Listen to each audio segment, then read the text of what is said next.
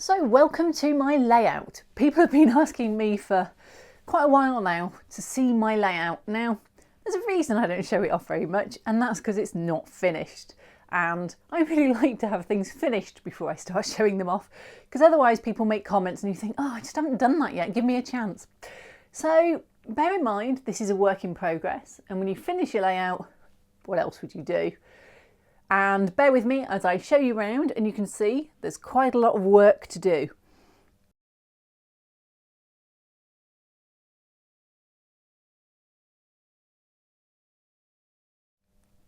So I'm going to start in this far corner. Now, to get into my layout, you'll have come up from the stairs behind you, and this is the first bit ahead of you as you come in.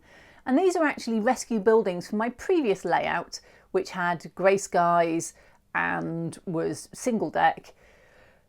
It was a great layout, needed quite a bit of work on the track plan, and when I came back from my first visit to New England, I realised I needed a lot more trees. So I changed the layout and I went to a multi-deck, and the deck we're looking at now is the lower deck, and just beneath it you can see that white it's a plastic bag, is actually, I'm busy scenicking the area of grass, and I haven't been very happy with the grass, and this section next weekend is going to become grassed with the new WWS scenics that I've got, and I'm going to do it over the top of this grass to see if I can just go over it, and then I've got a section to the left that needs redoing, and we'll get round there in a few minutes. So these buildings are the Nabisco, the New England Biscuit Company. Somebody said to me, well, it's National Biscuit Company, you've got it wrong. No, it's New England because I fancied doing a little pun on Nabisco, and so it's Nabisco.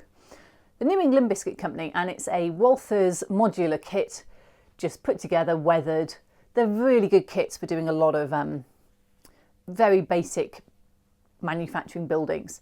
So the kit on the left, oh, I've had that for years, I can't even remember who made it, but it was a kit that I built, and really very easy.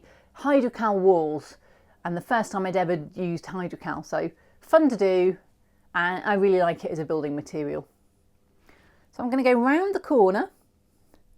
Now I've got fluorescent lights, you can just see one dropping down there at the top, and I like the fluorescent lights, but one day I'm going to put LEDs in.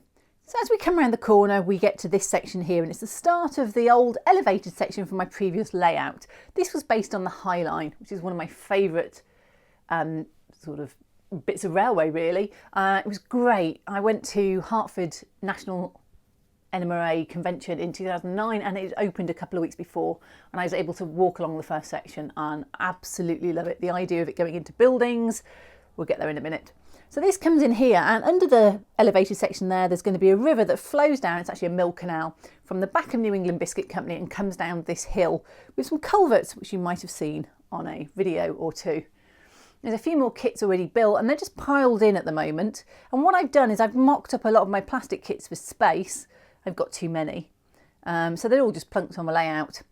And as we come around, you can see that I'm doing a city scene along here. So the elevated section continues, and we come round, and I haven't quite decided what I'm going to do in the back, but here are a lot of modulars again, actually. Walthers modulars all set up, and we've got the plastic kits at the front that I've mocked up to give me an idea of what it's like.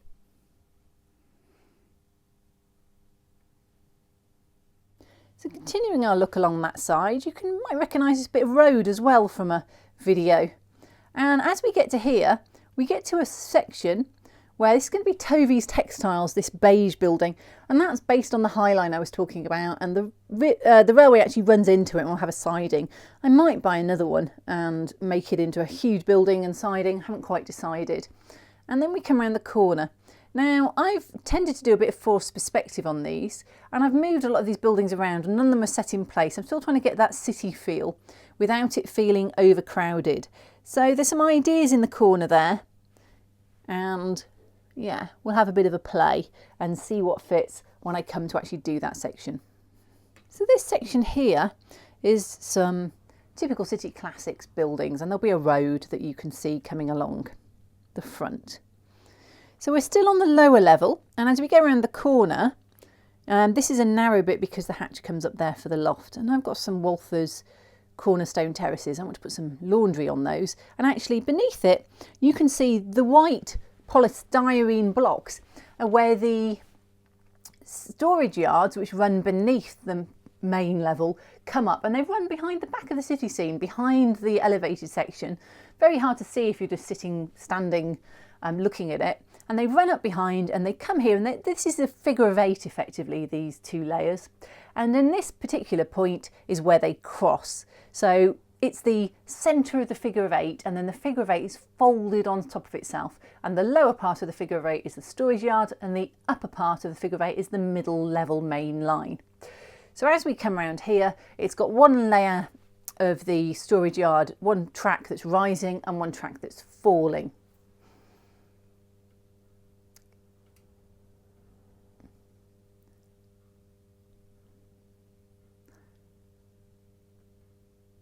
Now we come into some areas of empty real estate.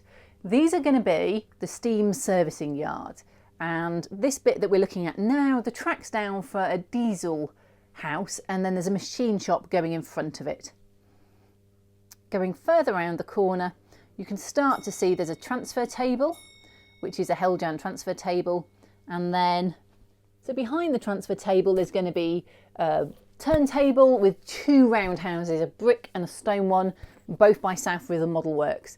And there's some radical flats and other buildings just to add a bit of depth into that corner. So here's the turntable with the roundhouse that will go behind. There's also going to be a South River Model Works car shop and a few other buildings put in there. I might even put one of my spare scale houses that I spent, the track scales, because I've got quite a lot of, I've got a couple of those and only one on the layout so far. So as we come around here, you can see it goes past some buildings, a powerhouse, and where that boxcar is the start of the rise to the upper level. Now I did say it was 3 levels. The upper level, to get there, it's called a nolix. There's no specific helix. It just runs around the room and outside into the eaves and then up in the upper level. And we'll get there and have a look at it in a bit. First off though is the remains of the steam servicing yard. Well, remains of it, the rest of it. And behind it there's it's covered in plastic, a bit of backdrop, and you can see there's actually acetate in front of all this to stop people knocking it with their elbows. It's quite small, the aisles are quite tight, and when you get people up here they do like to demolish the scenery. Now this has all been done with black grey grout, and it's actually then been spray painted. So I have done an awful lot of spray painting. The grass especially has been spray painted several times because I use different products and it didn't tie together. Still doesn't really, but I'll do a bit more work on it. It's a hideous air conditioning unit. I keep saying I'm going to sort it. So running back along this yard, you can see there's a titchy coaling tower to go in the middle, and then next to it there'll be a few little yard buildings. In the back you can see behind the cribbing is the branch line rising, and the branch line eventually just disappears behind some trees because this is New England. There's a lot of trees, and I must sort somewhere to put all my controllers, because at the moment they're just all put on the layout. So here we go. Let's come up a bit and you can see the trees. So I've got these trees going into the background, a gas holder just to stop a little bit there as a scenic break, and we come around the corner, and this section here is all going to be grass, this kind of weird beigey brown colour in the middle. That's just sculptor mould with a bit of colour in it. And this is where we get to one of the less finished parts. It's going to have grass on in the next couple of weeks. Now the gap to the right coming up is a chimney breast, and if I just rise a little you can see that it's quite a weird inset shape, and I'm going to drop a couple of buildings in there, a Whittinsville spinning ring by South River Model Works and a cofferdam, which is what was there when I visited the actual location in 2009, and they're going to be hard to get in. They've got to get between those two wooden structures. One's the top of the upper level and the other's the track for the branch line going up in mid-air. At some point it's going to get hidden. How, yet to be determined. And that's the start of the canal that I mentioned that ran down through a river on the other side of the city. So if I pan around a bit more, you can see we're back to the Nabisco buildings. So there we go, that's the main level. And that is 12 foot square at this lower level. And in front of us, we can see there's the peninsula. So I wasn't content with the amount of space I had, so I put in this peninsula. And coming down here, there's a couple of inlets with water coming in. And this one, well, that green is actually just a top of a container on a boat. And that's all going to have water in there yet to be done. And I'll do a video when I do it. And in the background behind it, you can see a Walther's yard house, just a yard office. And that literally was just painted with the hairspray technique back to the bare plastic brick. And actually behind that, to the right, is the back of the scale house. Well, let's go and take a photo of that from the front. So I've got another boat to build for this section.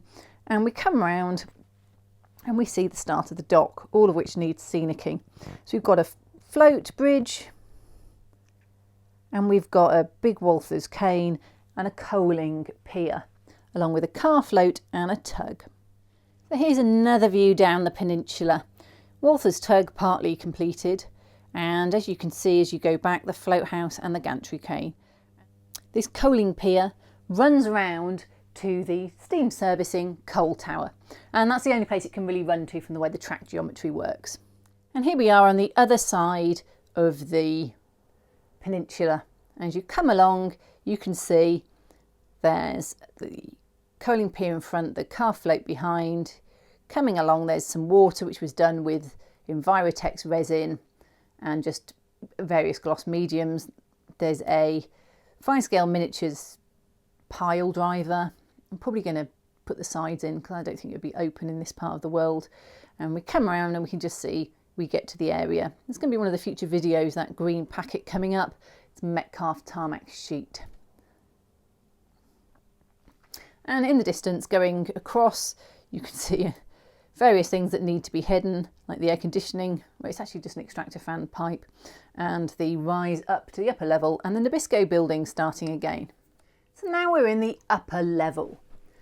It comes round, it's run, last seen through that little piece of tracking suspended in midair. It ran out into the eaves of my loft, so outside almost effectively, runs along the outside and comes back in this corner, and there's a tunnel it comes in along and it runs. And at the moment I'm just doing the hills in the background. I say at the moment, I mean I did this bit about 6 months ago, so I do need to catch up. And you can see, if we come up to the upper level, that there's going to be some areas of grass and then background hills. You can see the effect of the background hills as we come along here. And into the far corner, it becomes even more obvious how those background hills are going to look.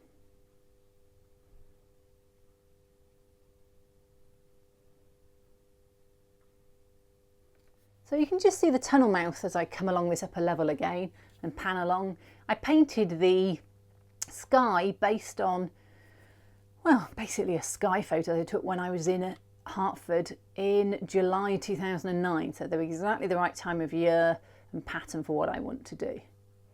And these whole areas all need the trees doing in. So as we get to here, there's a lovely track suspended in midair. If we come down, you can see there's going to be a river in there. And yes, the river will get done at some point as a video. So coming round, a lot of these trees are plunked in. They're not in their final shape. They need leaves. They need to be improved because they're foreground trees and they need to be a bit better than they currently are. But that's the effect I'm looking for in my background hills.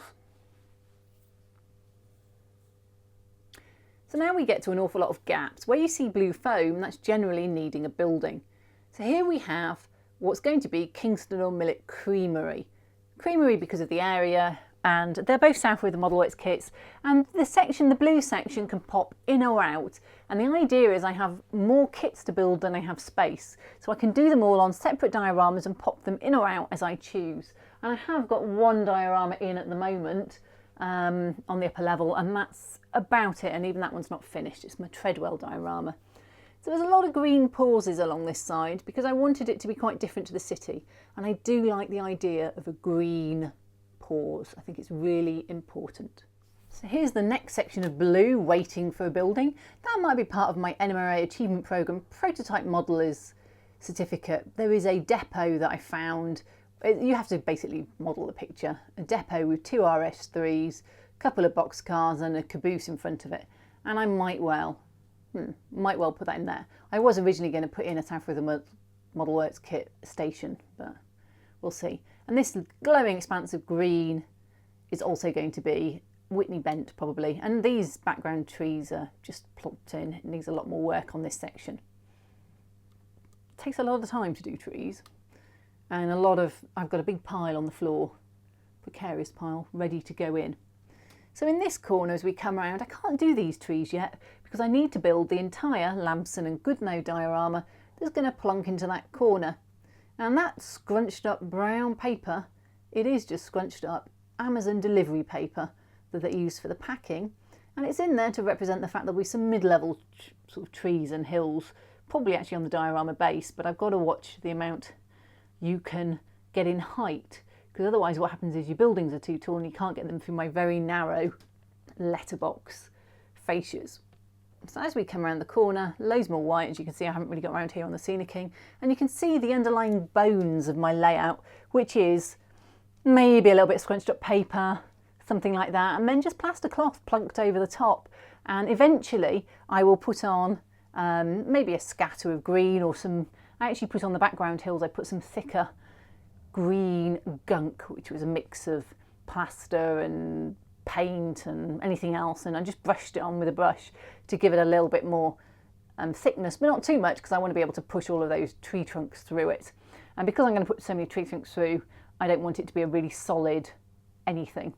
So then as we get to here, there's a couple more dioramas to go in of places I've been to in the States, so we'll keep those ones going. And we finally come to just a bog standard, I think it's Woodland Scenics built up. It was just plunked on because I weathered this a bit, admittedly. I plunked it on because I needed something there, and there it is. There's another building next to it from my Treadwell diorama. What I do is I use all the buildings split up. I try not to put them in together and then they become less recognisable as kits. And you'll see there's an awful lot of heavy letterboxing with the fascia and the pelmet in this instance to try and control the view lines on this upper level. So looking at that from the other side, there's the little building that still needs finishing, a couple of them from the other kit, and loads more rolling hills that will all have trees on eventually. I have not yet done the trees.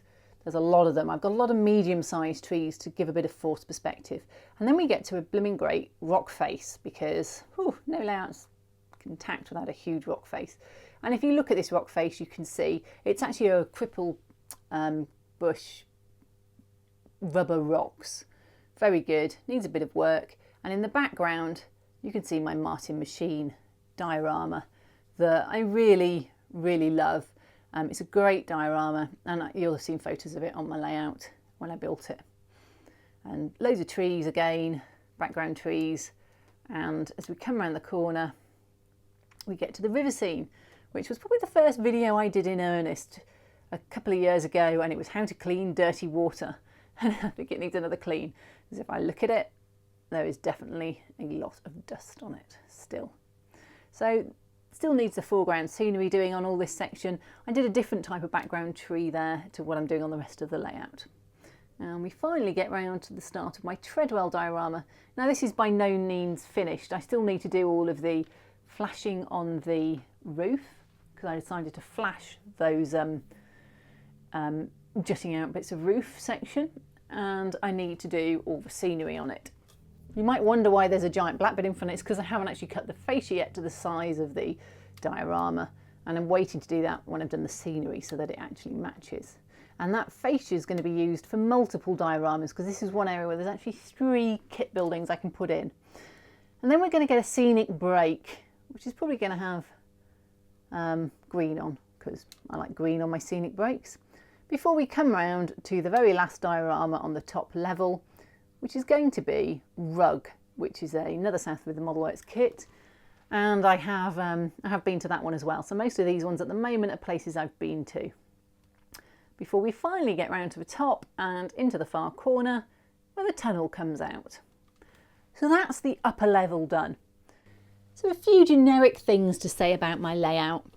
Well, it's based on the New Haven, And in case you're wondering why there's no rolling stock, I really don't like having rolling stock on when I'm doing modelling, and the bit of across the middle of grass is right over my staging yard. So I took it all off. I took all my rolling stock off about I'm probably kidding myself, it may even be 4 or 5 years ago now, and I haven't put it back on apart from the occasional train to run round.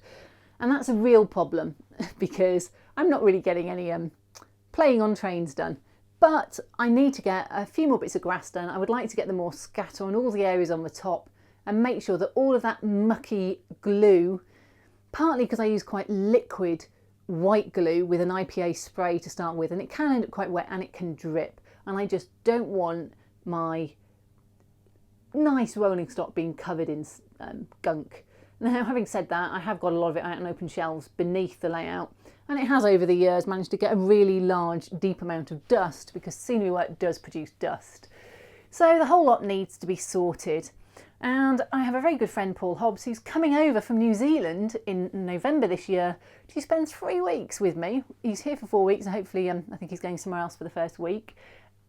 And he's going to come and help me with my layout, which means I've got to get all this finished by then so that when the rolling stock goes back on, and he's really good with KDs and sorting things, and he's going to come and do all the bits I'm not so good on. So I love scenery.